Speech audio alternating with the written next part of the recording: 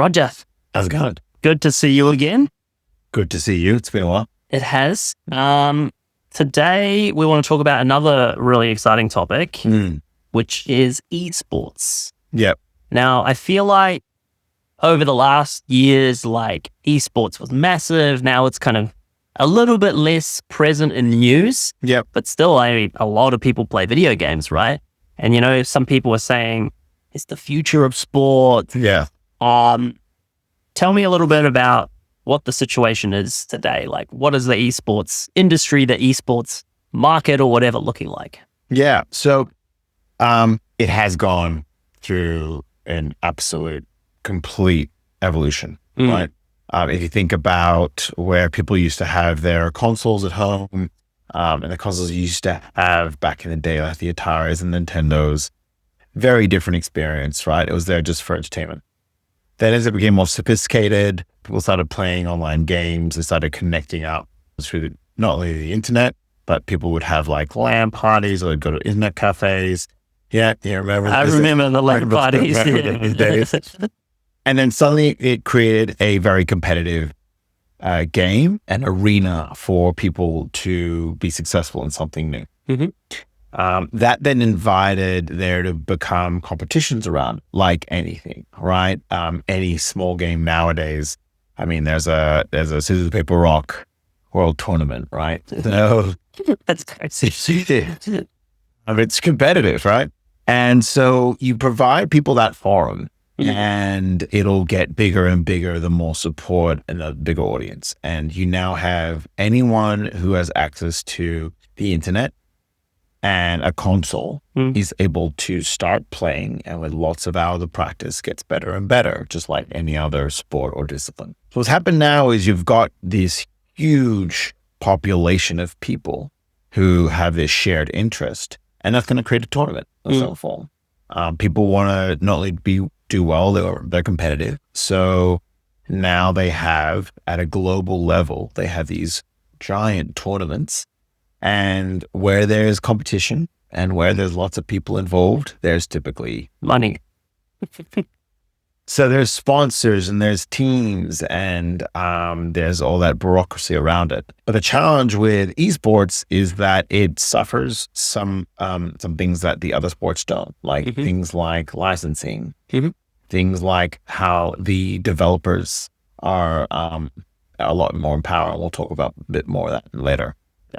So it's really a question on if it's able to be bigger, or does it have to maybe change in terms of being successful as a global competition? Okay. Well, I'm really excited to dive into that because that sounds very interesting. Yeah. I do want to start with, though, this claim that you hear, you know, if you spend any time on Reddit or on Twitch, that like esports is the future of sports. Like, Yeah. the esports is going to replace physical sports. People are going to start watching more League of Legends, so they're going to watch NHL, NFL, whatever. Is that realistic? Like, well, compare the two at the moment and where you kind of see it going. Yeah. So if you were to think about it, in about 2023, esports was 1.5 billion. People? No, it's dollars. Dollars. Probably people as well. Now that's a huge sum. Yes. But that's a fraction compared to other sports. So the NFL, for example, in the same year was 18 billion. That's just one sport. Yes. It's just one sport, right? Now, obviously it's been around a lot longer, but the challenges around the licensing and the sponsorships, it's very different constructs. So it'll be hard for it to get that level. It is vastly different. Now, in terms of sponsorships, 60% is what sponsors give to esports, whereas with traditional sports, it's 50%. Okay. So there's a slight difference in terms of how they make money. The other challenge they have is there's viewership, there's the price per viewer. So if you think about it, you get as many viewers as possible. So you think of these world tournaments, these world competitions, the more viewers, the better, right? A very common MMA fights, for example, are well renowned for getting huge viewerships, but the price per viewer typically there's a premium to seeing it. Whereas esports actually has a very low price per viewer, and a lot of developing countries are actually participating. Got it. So monetization is a bit harder. The value of the teams and the value of the sport as well is lower. So for sponsors, it's seen as less attractive to go into, which is hard, which does make it more difficult for them to get not only bigger sponsors, bigger teams, bigger competitions, and therefore keep growing. And the biggest problem is media rights. So the game publishers have a lot of the licensing rights to the games and the competitions. This doesn't really exist in other sports.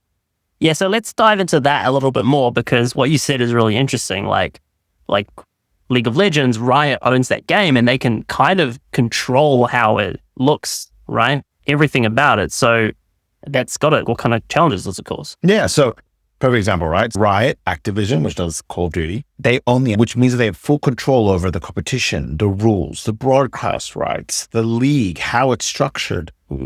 Like no other sport has that challenge. That's so much power they get. No one in NFL owns football. No one in any sport owns it. It also means that they can shut down things if they don't like it. So they've got a huge amount of power as a developer of the actual game.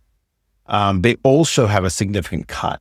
So they get about, I think, typically it's over 50%. Wow. Yeah. Wow.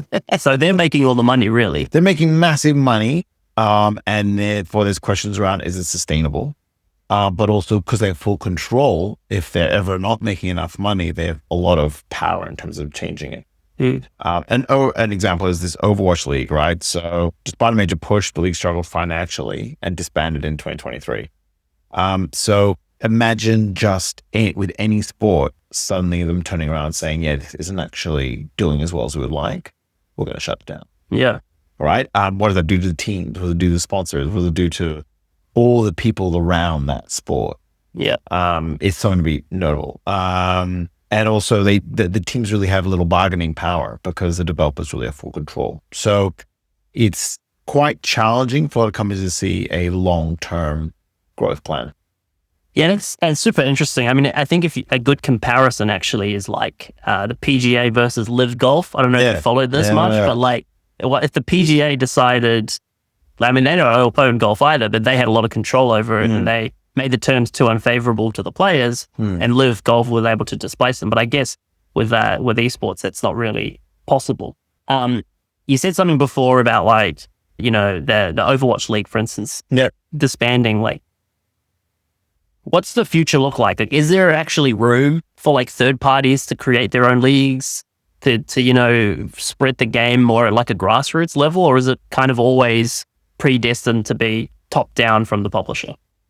I think there is room. I think we'll see people becoming a little bit more creative and flexible with how they do things. So what I think, firstly, we'll see a bit of a diversification of revenue. We'll see teams starting to expand outside of those tournaments. They'll create like lifestyle brands, or they'll focus on content creation, and they'll try and really move out of just the specific game. So like examples would be like 100 Thieves or the FaZe Clan. Now that means they're less dependent on the developers. It also gives them a little more freedom for them to find new ways to monetize, sponsors. It just provides them all those similar kind of liberties that other sports have. We are seeing a huge amount of these open tournaments, so more community-driven tournaments where they can actually have more control around the tournament, how it's going to be run and the structure around it. So the players and the teams actually have more say. So we're seeing that kind of grassroots coming through. We're also seeing a little bit more transparency around those type of small tournaments. So how money is getting made is a lot more clearer, and the rights of a lot of that content is given to the actual players of the teams, where there's more negotiation in there. What we'll see is that there's kind of cross-industry collaboration. So people in the music industry and entertainment industry are now getting involved, which opens up doors in terms of how this can grow broader audiences, how it can be monetized. I think we'll see it evolve, not only become smaller, but we're also going to see it start to develop into other areas as well. So yeah, pretty exciting times, but I think it will definitely evolve. The future sounds bright, man. Yeah, it does. Now, Roger, as you know, we always like to end with like a question to impress, something like if you were speaking with a bunch of esports fans, a question that you could ask them that would really get them talking, get the conversation flowing smoothly. What would you suggest you get to provoke some thought? Yeah, so I think I would ask them if they think long term, if there's going to be more sustainable practices, if they see that as a way in which it's going to become more successful. For example, things like long-term contracts with players that we've seen in other sports. Things like how the training is done, the infrastructure for it, how the player welfare, like we see in other sports, great examples, golf's an example where they just get so much remuneration and so many benefits for tournaments. I think if that's going to be part of the conversation, then if they see that as a way it's going to be successful, or do they think that it's going to have to be something of more of a hybrid? So those players are going to have to start doing things like social media or other types of revenue generating. So like if it's possible to be successful just as an esports competitor, not necessarily trying to make money in other ways as well. Exactly. Yeah. Interesting. Okay, well, thank you so much for this. It was super interesting learning about a bit more about esports. Like I know I see it around, but I never really dove that deeply into it. And yeah, I learned a lot. I hope you, our listeners, also learned a lot. If you like this, please let us know. If you have any suggestions for other topics that you want us to cover, conversations where your friends or your colleagues are around you are having, and you just don't feel 100% confident entering that conversation, this is the exact kind of thing we like to cover. And we hope that today you found a bit of common ground. Thanks. That was better. Yeah.